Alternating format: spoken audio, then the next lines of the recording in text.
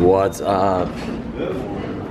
How's it going, guys? It's going good. If you haven't been following along, we had a Vegas meetup, a company meetup, just the 7 of us went to Vegas to hang out. A big thing that we wanted to do is check out Tony Hsieh's work in the Downtown Project, which was super awesome. It also gave me an opportunity to sit down with 2 of our employees, Chris Gallo and Allison Groves. Want to sit over here or there? We'll sit over here. I think the sun will probably look prettiest over here.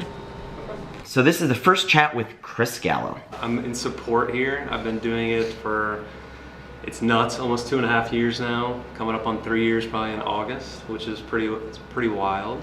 Yeah, so if someone has a question or needs help, I'm usually the one who replies. Now Allison's with us. Lynette does some support at times. I'm based out of Charlotte, North Carolina, so I'm on the East Coast.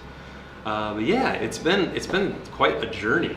I don't know. I think every time we meet up, like, you kind of forget what it's like to work with everyone. Seriously. Because you're like with everyone, and it just kind of heightens your Yeah. appreciation for everybody, but also like your appreciation for like what we do. Chris and I talk about things like how we even got here to Highrise, which I think is a really interesting story. A lot of people who are looking to kind of break into a company should take heed of. Things that are quite different than they were 2.5 years ago when you and I started this whole thing. So even to back up even a little bit for more color on Chris, like, so Chris was like one of the first employees. I don't even know, you might have been the first one to sign the dotted line of being an employee besides myself. I don't even remember. Michael, I think, started either the day before me or the day after me. When Highrise started as a company, I had no staff.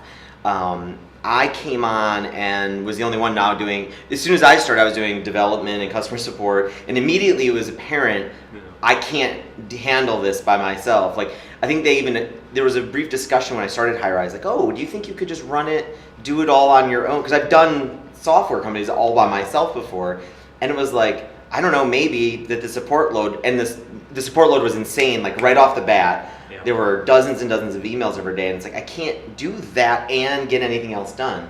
Yeah. So immediately it was like apparent, like one of my first hires, above all else, has to be customer support. Mm-hmm.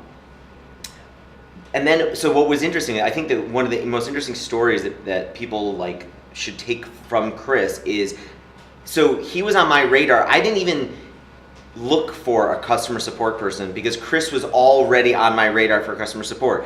I was running a project called Draft. I still run Draft, but while I was doing Draft, Chris was in the forums helping people with customer support issues, and I never asked you to do that. You were just doing it. So then when the Highrise thing started, I think you had sent me an email like, do you need any customer support help for Draft? Yeah. And I was like, well, no, not exactly, but Highrise, and do you want to come work at Highrise? Kind of something like that. Yeah, exactly. I think I reached out to you like maybe in June, and you were just getting ready to have Addison, and you were like, I'm getting ready to have a kid, and you're like, stuff's kind of crazy, but yeah, I'm definitely interested in talking. You're like, I have something else brewing. And that was like before I even knew what Highrise was. Right. And then we chatted, and I thought it was going to be about Draft. And you're like, actually, Right. I'm working on Highrise. Can you help me with that? Right. So it was kind of like a complete, kind of zigzag way we found ourselves into, working together. But I think it's this awesome lesson, because I think a lot of people, they want opportunities to like enter into a project that they really like, but then they don't make any effort. It's just they send me an email like, oh, can I come? And so like, yeah, maybe, but like, you haven't shown me anything. And like, I don't know, the way you took so much initiative to like start helping customers of mine, and I never even asked you to, was such a great idea that, I mean, more people should do things like this, like volunteer to help a project that you really want to be a part of. It's interesting. I don't think like if you want a new job, I think a lot of people, they scour job sites and they look for openings, which I think can be like a great way to do that. But my advice for someone who's young and they want to go work somewhere is to figure out where you want to work, and then just you can still apply even if you don't have an opening. Yeah. You can try to do something and bring them some sort of value that way. So that's like the kind of the takeaway. People should follow Chris's, like, that was awesome. We also talked about something that we do in customer support to set better expectations for our customers that have had really interesting results. You're actively doing support here while we're on a company meetup, so that's kind of difficult probably. Yeah, it's different. We try to set expectations, I think, when we do it. So there's like a little kind of banner when you contact us Oh. that says, "Hey, Right. we're on like a team retreat." So replies might be a little slower. Yeah. Um, But that is interesting because like a lot of people don't do that. Funny because like no one has reacted negatively to that. I don't think they've actually No. reacted like really positively. Yeah. Like, yeah, it's had like the reverse reaction. You'd Yeah. think. And some people have even said, "I hope you're having fun on your retreat," which is kind of a cool thing Yeah. because they like obviously acknowledge that. Right. But a lot of people, I mean, I don't know that it deters people, but it's good enough to set the expectation that like, hey, we might not get back to you as fast as we normally do. Yeah. But it's worked out really well. I mean, I've seen it in a few other areas, like for holidays, but for something like this, when our hours aren't going to be the same, the routine's different. It's all about expectations, you know? If someone's expecting us to get back within 5 minutes, then that could be, you know, a little aggressive in a situation like this when we're actually spending time with like our fellow colleagues, Yeah. which is good. Yeah. because we But need it, that. yeah. But yeah, it's like I think people are afraid to be honest. They make Yeah. themselves sound like they're bigger companies, even if they're just one person or whatever. And I guess we've taken the approach of like, let's just be flat out honest about the stuff that's going on here. Yeah. Like, hey, we're having trouble doing customer support this week, and I think it's helped. And yeah, Well, yeah, I Yeah. think it helps us too to know that like, hey, we're like putting it out there, like it might be a little slower. Yeah. Kind of alleviates some of our anxiety as well. yeah, I mean, we know at certain times when we get back to our computer, there's going to be some people waiting that need help. right, But for the most part, Yeah. they're not expecting something to come back like rapidly, Right. which is good. You know, you don't want to. What's the phrase? You want to like under promise and over deliver. Yeah. Yeah. Whatever that is. Right. That's what you want to do. Yeah. Yeah. I always get that mixed up. Yeah. But yeah, you don't want to be like, we're gonna get back to you in 5 minutes, and it's not true at all. Yeah. But, yeah, I don't know. I think it's interesting. A lot of people, like some of our customers, or even just random observers, think we're a huge company and that we have like a bunch of employees. And we've had people be like, "Can your French sales team help us?" And it's just like, actually, we're just 7 people. Yeah. And we don't have a French sales team. We don't have any sales team. yeah, So being more honest is usually the route to go. Yeah. Because it's the truth. I mean, yeah. we'll get to it. Coincidentally, the same day we were talking about this, we went to go get a drink, all of us, at a restaurant, at a bar called the Parasol. All right, at the Wynn, just to get some drinks. Quite a while. Waiting for the rest of the crew to show up. Maybe I'll take my sunglasses off. Yeah, why are you wearing your sunglasses? Well, one, they're prescription, so it's always a pain in the ass to like. What's prescription? Oh, the My sunglasses. Really beautiful place. It's outside. There's a beautiful waterfall, a neat light show that they do. It has a lot of variety. A really pleasant place to get a drink, and they've got some delicious drinks. And I think to myself, what a wonderful. As soon as we sat down, we noticed things were a little bit off. Maybe they were just off that night, or maybe this is something that is happening all the time. Yeah.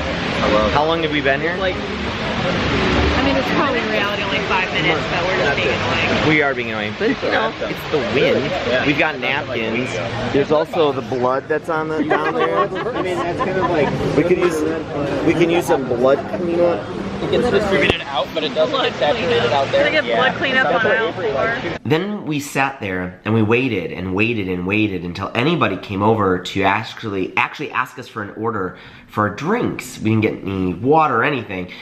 Again, this is not the craziest thing, but what made it crazier is when 20 minutes later, when a server finally came, and we noticed she was probably the only server in this restaurant, and the restaurant was kind of busy, this cocktail restaurant, and so granted, she looked flustered, and I have empathy and pity on the situation, but what ended up happening was she came to us, she gave us 3 words, she just said, "Are you ready?"